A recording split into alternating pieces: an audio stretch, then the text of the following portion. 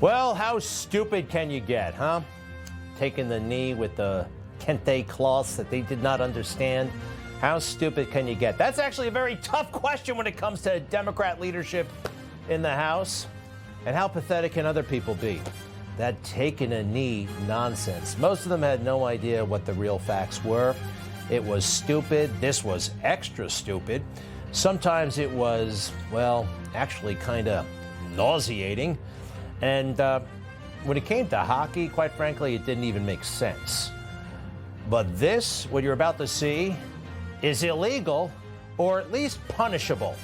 May I see the FBI agents? Yes. FBI, special agents, whatever, taking a knee during Black Lives Matter 2020. And you can't do that in uniform. You can't do that. You can't take a political position. And I know a lot of people thought, oh, no, this is black and white. This is just good versus evil. No, actually, like a lot of things, the details mattered. Facts mattered. And they were all wrong. And take a look how, well, some of them are a little bit maybe ashamed with the mask. Others are, wow, really happy to be there.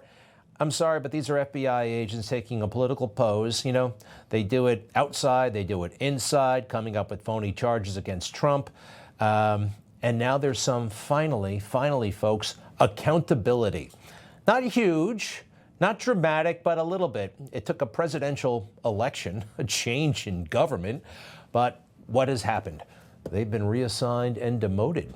Yes, protesting FBI agents demoted or reassigned to less desirable roles, we are told. But quite frankly, this kind of transgression, and it is a big one, when they do it, when others do it in uniform, when they're supposed to be neutral, they shouldn't be just reassigned. They should be fired. But that is a very, very hard thing to get people fired in federal government, even in local government. This was a violation, folks. They don't know what they were doing. And I tell you what, when a cop took a knee, well, it got very dangerous, actually, okay? Because once you take a knee, they want you on your face. See the guy in the white shirt there, right? Taking a knee because it was cool for about 5 minutes. Well, the next day he was beat up on a bridge. Yep, beat up on a bridge by the same people, probably getting a kick out of a cop taking a knee. I like what President Trump said about taking a knee. We only do it on, well, one occasion. We stand tall, we stand proud, and we only kneel to Almighty God. That's a good policy, right? You don't kneel to George Floyd.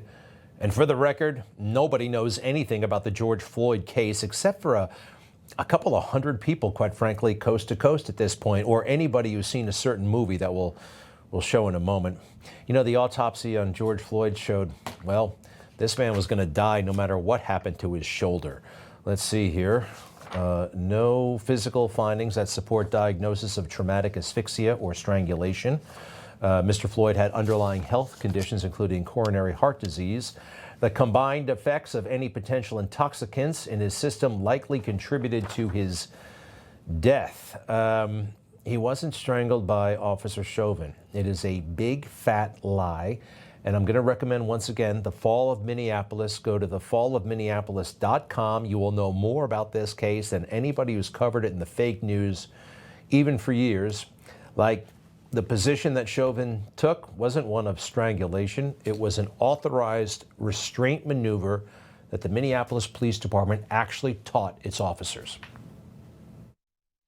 Your attorney wanted to show a photo of MRT to the jury, but Judge Cahill denied it. Was this a key piece of evidence? I think it certainly is important.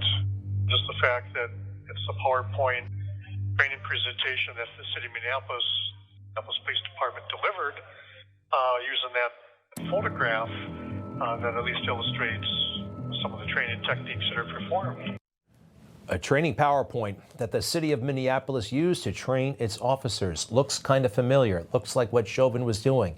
If you want to know why Chauvin wasn't, I don't know, didn't have a maniacal look in his face, because he wasn't doing anything wrong. The whole entire thing has been misunderstood, misreported. Information. Truth is freedom. Is Newsmax. It's real news for real people.